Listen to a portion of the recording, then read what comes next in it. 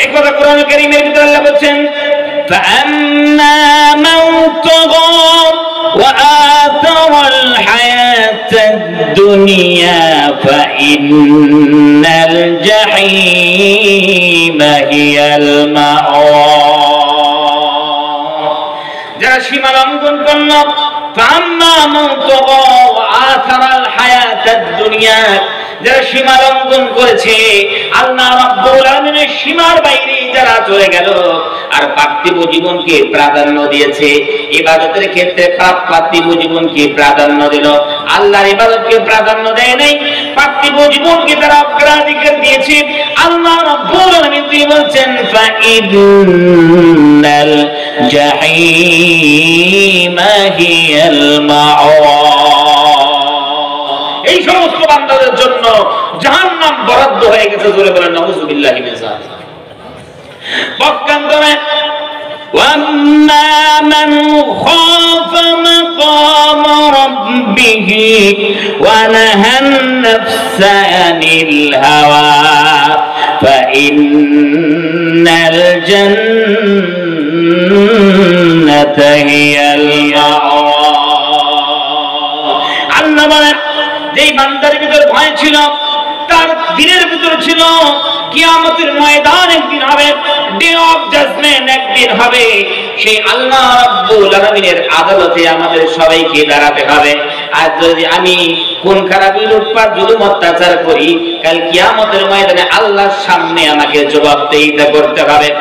মানুষের মাল আত্মসাৎ করে তুমি বিত্তবান হই, কাল কিয়ামতের ময়দানে কঠিন মুসিবতের দিন আল্লাহর আদালতে দাঁড়িয়ে আমাকে হিসাব দিতে হবে।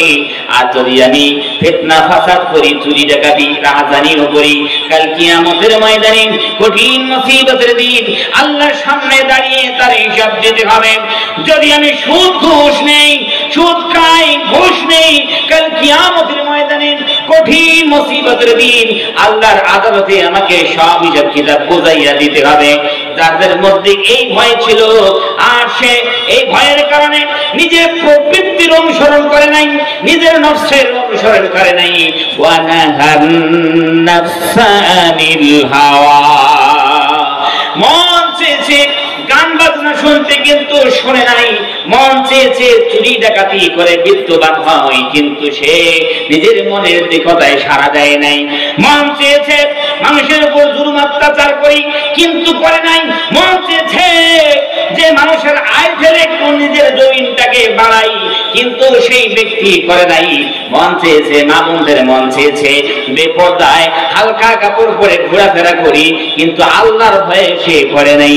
আল্লাহ রাব্বুল আলামিন তিনি বলেন, এই আমার বান্দা, এই আমার বান্দিরা, যাদের কলিজার মধ্যে ভয় রয়েছে, তাদের নফস চেয়েছে, তাদের অন্তর চেয়েছে, তাদের সব প্রবৃত্তি চেয়েছে কিন্তু তারপরেও সে নিজের প্রবৃত্তির অনুসরণ করে নাই।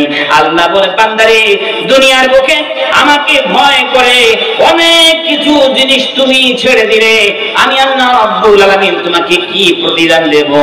ফাইন্নাল জান্নাতা হিয়াল মাওয়া।